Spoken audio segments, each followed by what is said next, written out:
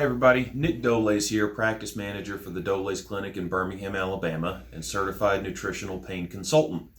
Today I want to talk about different cooking oils. I think this is an extremely important topic when it comes to nutritional pain management because we don't always know what oils are going into our foods. Unless we're cooking at home. When we go out to restaurants, we have no clue what the kitchens may be using.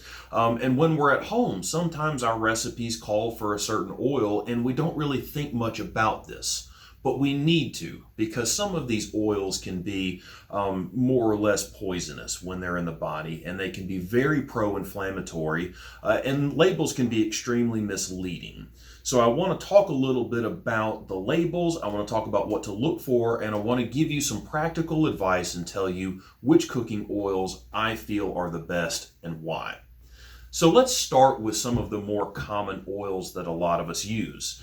These are two basic examples, vegetable oil and canola oil. A lot of our food is cooked or prepared with these oils.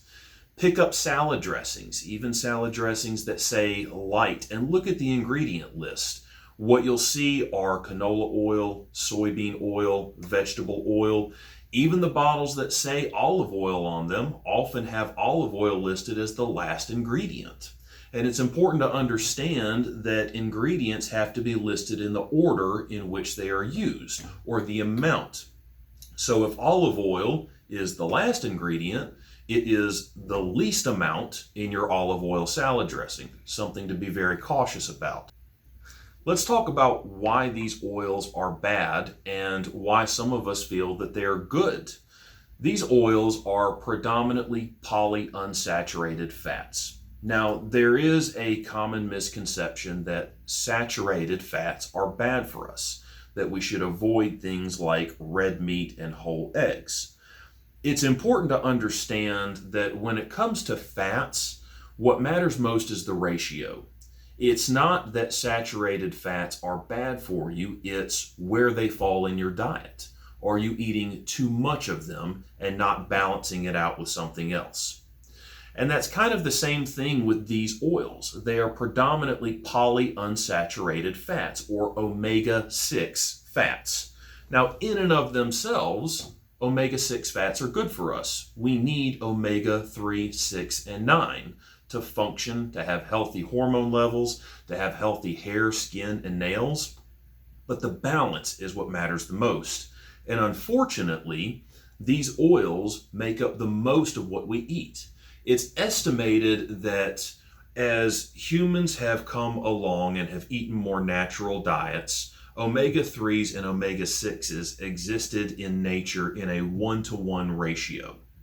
It's estimated that nowadays in the standard American diet, it's more like a 20-to-1 ratio omega-6 to omega-3.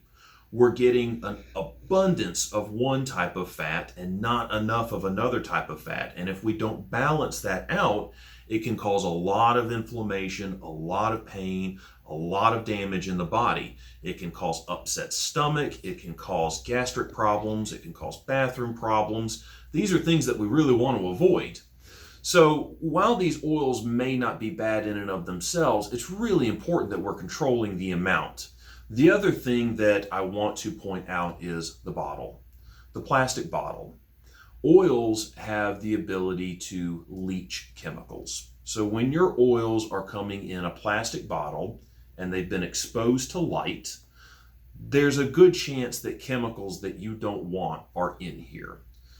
Not to mention the fact that these oils themselves are not coming from plants. They're not cold pressed. They're not pressed from a seed. They're chemically made in factories.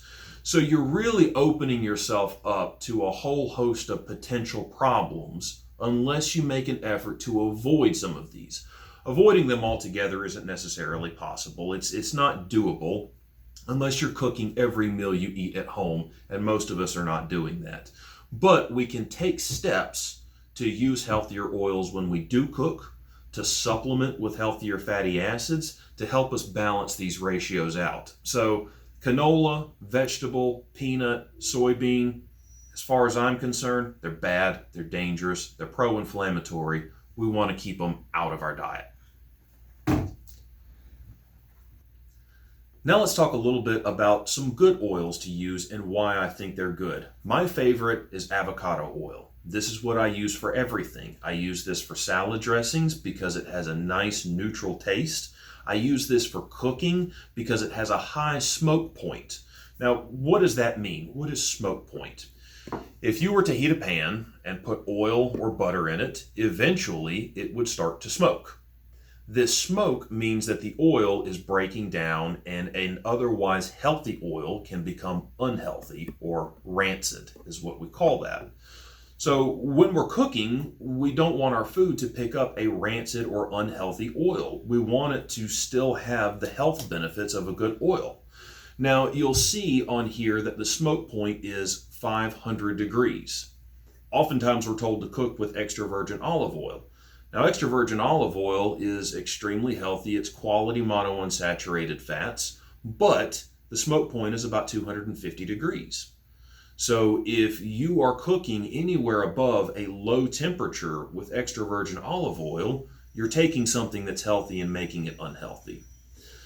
With this, we can sear, we can saute, and we can still use it to cook at lower temperatures, and the oil will maintain its health benefits. This bottle is a spray. I'm a big fan of this because it helps me control the amount that I'm adding to the pan. You can spray this on popcorn, as we'll talk about in another video. You can spray this on lettuce for your salads. You can use this for so many different things. But this is an example of an oil that I would like to encourage you to use. So we talked about avocado oil as a quality unsaturated fat, but remember that we mentioned at the beginning of the video that saturated fats are not bad for us, that we just need to manage an appropriate proportion. Sometimes saturated fats are ideal. They're very healthy for the body. Remember that our bodies produce cholesterol themselves. Without cholesterol, we can't survive. It's something we have to have. So it's not a bad thing. It's just about monitoring how much we use. On the saturated fat side, a couple of cooking oils that I like to use are coconut oil. Again, what you want to look for is unrefined virgin coconut oil so that you know nothing's been added to it. Beef tallow is a great option, especially for searing steaks and other cuts of meat. It has an extremely high smoke point. It has great flavor. Beef tallow also has a lot of minerals that come from the fats of quality cows that can be very healthy and very useful in the human body. And butter. But if you're going to go down the butter route, use something like Kerrygold grass-fed Irish butter. You want to make sure that what you're eating is coming from an animal that was healthy. Remember, you're not what you eat, you're what you ate. So to wrap everything up, remember that we want to stay away from oils that are in clear plastic bottles. We want to look out for canola and vegetable. When we look on the back, we don't want to eat oils that are very high in polyunsaturated fats because we're already getting polyunsaturated fats in our normal diet anyway, and we need a quality ratio. Rather, we want to reach for monounsaturated fats, but if we're going to cook with them, we need something that has a higher smoke point, like avocado oil or macadamia nut oil. And don't forget to include some saturated fats in your diet because there are health benefits. I hope that you found this video very helpful and informative, and remember that the foods that you eat can have an effect on your pain. So keep sticking with foods that help you, and watch out for foods that hurt you.